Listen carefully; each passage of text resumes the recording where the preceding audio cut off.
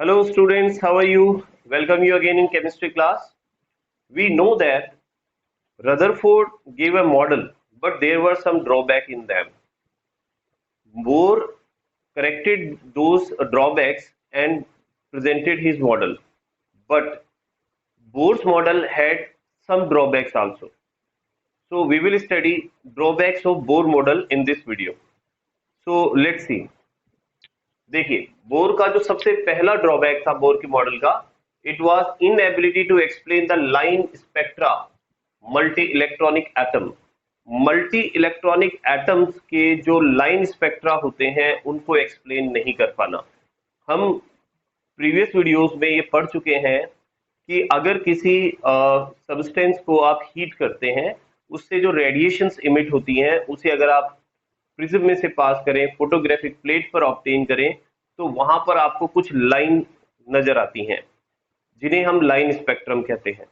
अब ये जो लाइन स्पेक्ट्रम है, इनमें डिफरेंट लाइंस आती हैं, डिफरेंट कलर्स की लाइन आती हैं, अलग अलग एलिमेंट्स के लिए अलग अलग तरह की लाइंस आती हैं। इस चीज को बोर एक्सप्लेन नहीं कर पाया कि ये different element shows different lines in line spectra. Why? It was his first drawback. And if we talk about the second drawback, inability to explain splitting of line in magnetic field and electric field. यहां इसको यूं समझे, जैसे हमने ये देखा कि जो लाइन प्रोड्यूस होती है, ठीक है, जैसे जब आप किसी सब्सटेंस को हीट करते हैं, उसे आप स्लिट में से पास करते हैं, प्रिज्म में से पास करते हैं, तो वहां अगर हम उसे मैग्नेटिक फील्ड या इलेक्ट्रिक फील्ड के अंदर रखें, ठीक है, जैसे लाइन स्पेक्ट्रम जो होता है ना, उसको आप मैग्नेटिक फील्ड में या इलेक्ट्रिक फील्ड में रखें तो क्या होगा। जैसे हम ये मान रहे हैं कि एक लाइन स्पेक्ट्रम है, ठीक है, और हमने इसको रखा है किसमें, एक इलेक्ट्रिक फील्ड के अंदर। इलेक्ट्रिक फील्ड में हम इसे रख रहे हैं, तो क्या होगा, ये लाइन जो है इस तरह से स्प्लिट हो जाएगी, लाइक दिस। इस तरह से ये लाइन जो है इस फील्ड के अंदर स्प्लिट हो जाएगी, ठीक है। तो इस इफेक्ट को हम क्या बोलते हैं, this is called Stark effect, ठीक है। एंड सेकेंड इफेक्ट इज, अगर आप इसे मैग्नेटिक फील्ड में रखते हैं, वापस से अगेन सपोज हमारे पास ये लाइन है स्पेक्ट्रम की, और दिस टाइम आप क्या करते हैं, इसे आप रखते हैं मैग्नेटिक फील्ड में, मैग्नेटिक फील्ड में रखते हैं, और मैग्नेटिक फील्ड में रखने पर देखते हैं कि ये लाइन जो है इस तरह से स्प्लिट हो जाती है वापस से। तो मैग्नेटिक फील्ड में और इलेक्ट्रिकल फील्ड के अंदर जब आप इन लाइंस को रखते हैं, तो इन लाइंस का स्प्लिट होना, ठीक है, इन लाइंस का स्प्लिट होना, इलेक्ट्रिक फील्ड में तो स्टार्क इफेक्ट है, और मैग्नेटिक फील्ड में इसे आप क्या बोलेंगे, मैग्नेटिक फील्ड में बोलेंगे इसे ज़ीमान इफेक्ट। तो हम ये कह सकते हैं कि वो न तो स्टार्क इफेक्ट को एक्सप्लेन कर पाया और न ही वो ज़ीमान इफेक्ट को एक्सप्लेन कर पाया कि ऐसा क्यों होता है, ठीक है। ये भी इसका एक ड्रॉबैक था। ये पॉइंट समझ में आ गया होगा आपको कि जब आप स्पेक्ट्रम की जो लाइंस होती हैं उनको मैग्नेटिक फील्ड में या इलेक्ट्रिक फील्ड में रखते हैं तो वो स्प्लिट हो जाती हैं, ठीक है ना, डिवाइड होकर के अलग अलग हो जाती हैं। तो इस चीज को वो एक्सप्लेन नहीं कर सका। Number 3, inability to explain 3D model of atom. हमने बोर मॉडल में पढ़ा था कि इलेक्ट्रॉन जो है वो न्यूक्लियस के चारों ओर एक सर्कुलर ऑर्बिट के अंदर रोटेट करता रहता है, ठीक है, रिवोल्यूशन करता रहता है। अब यहां अगर हम इसको ध्यान से देखें तो ये एक 2D मॉडल को बताता है कि एटम 2D है, क्योंकि सर्कुलर पाथ में जब मूव कर रहा है तो इसका मतलब 2D मॉडल को बताता है। इसने आज हम ये जानते हैं कि एटम 2D नहीं होता, एटम जो होता है वो 3D होता है, क्योंकि इसमें इलेक्ट्रॉन जो होता है वो केवल एक 2D यानी सर्कुलर पाथ में ही नहीं घूमता, पूरे स्फीयर के अंदर भी घूमता रहता है, अगर हम एस ऑर्बिटल की बात करते हैं तो, ठीक है। तो यहाँ पर ये उस 3D मॉडल को एक्सप्लेन करने में असमर्थ रहा, उसको एक्सप्लेन नहीं कर सका। Number 4, inability to explain the shape of molecules.